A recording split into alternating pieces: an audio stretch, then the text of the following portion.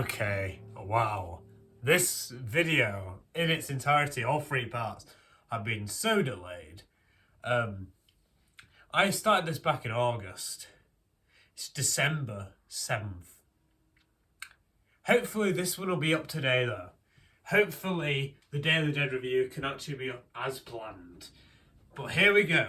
Day of the Dead, the finale of the trilogy.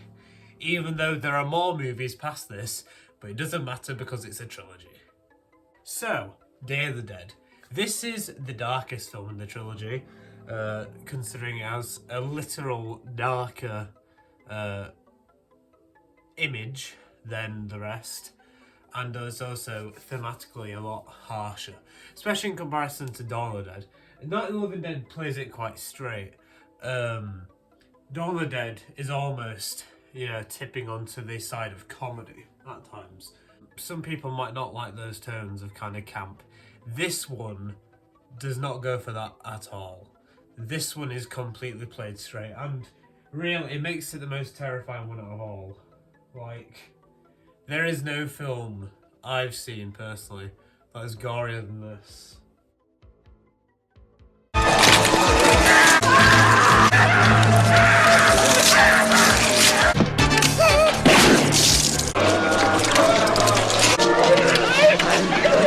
Or even as good zombie effects, like, you just can't compare.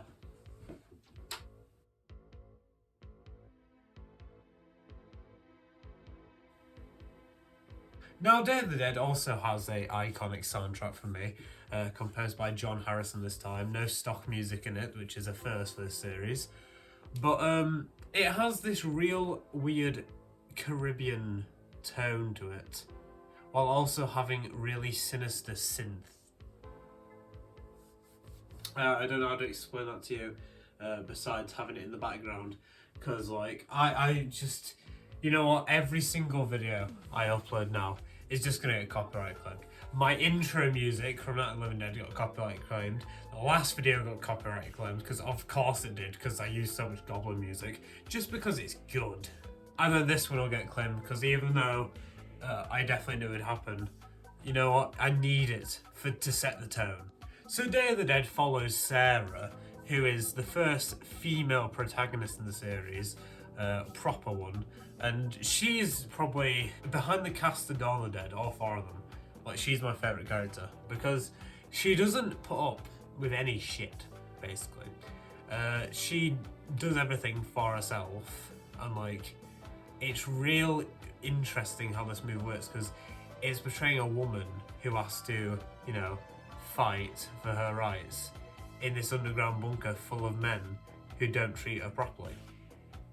So she's having to pretty much like keep everything behind this wall, and it's real interesting watching character journey. And whenever she's by herself, you just see her completely fall apart, and it's it's really good. I love this movie. This movie is really slow. There's like not as much not as many likable characters in this. I'd say almost every character is hateable, especially like the one character I'll say I was disappointed by this film is Miguel, who is Sarah's boyfriend. And the reason I don't like Miguel is because he's just an absolute arsehole, really. He's always screaming. He just calls her a bitch constantly. You stay away from me with that, Sarah. Stay away.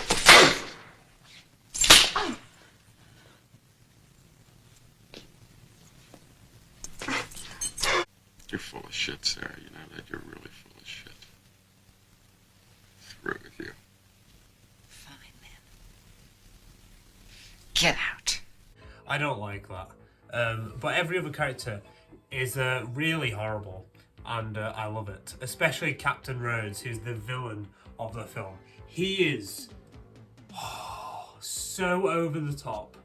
Like, I actually aspire to be him. I've just, this scene. I haven't eaten. Is there food? You were supposed to be here at 7 o'clock sharp, mister. I know. Sarah told me. I'm sorry I couldn't break away. Is there food? Listen, egghead, let me bring you up to date on what's been... Excuse me! Is there food? I'm running this monkey farm now, Frankenstein, and I want to know what the fuck you're doing with my time! Nothing compares with that. I just love the delivery. I can't. Best character.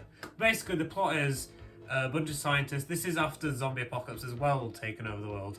A bunch of scientists underground with army officers, and they're all trying to find a cure or some sort of way to stop the spread of the zombie virus.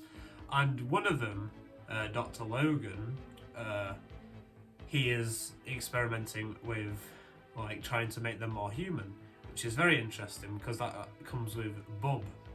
And Bub is a zombie who is sentient, pretty much. And Bub's another one of my favourite characters. There's so many great moments.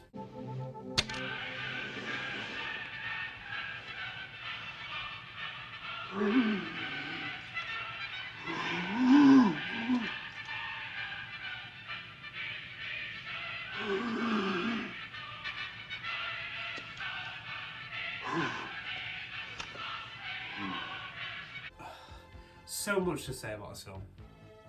I love it. What else? Basically, Captain Rhodes gets to take over all the army, and he pretty much goes batshit crazy, and he just starts, you know, threatening to kill people right there and then, and everything just turns to a mess. And by the end, like, he's shooting his own officers. He's trying to shoot the scientists. He does end up shooting one of the scientists, and he just loses it pretty much. And then he also gets the best death in the entire series, which is so well deserved. He gets absolutely torn apart.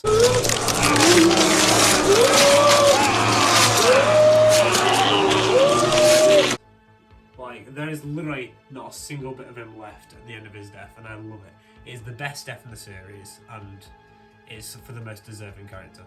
Day of the Dead has the best score, once again by Tom Savini, second best soundtrack, the best female character, and personally I just think it's a dark masterpiece. It is a bit of a depressing film to watch. Dawn of the Dead, you're kind of uplifted the entire time. Night of the Living Dead, you're having campy fun until the end when everything gets serious. Day of the Dead's serious throughout throughout the whole thing. But it is also, I think, the only one that has an optimistic ending, where they land on a beach after getting away in a helicopter. Day of the Dead is a dark masterpiece. It's perfect in almost every way. I don't have any issues with this like I do. Even with Dawn of the Dead, I have some issues. It's not particularly the greatest made, like the most well-made film. This, like, as far as I'm concerned, this is a masterclass in filmmaking, and you should just watch it. I finally finished it after, like, I don't know, a lot of months. It's finally done. Gonna review Arctic Monkeys next. Yeah, that's what I'm gonna do. And now the gonk to let you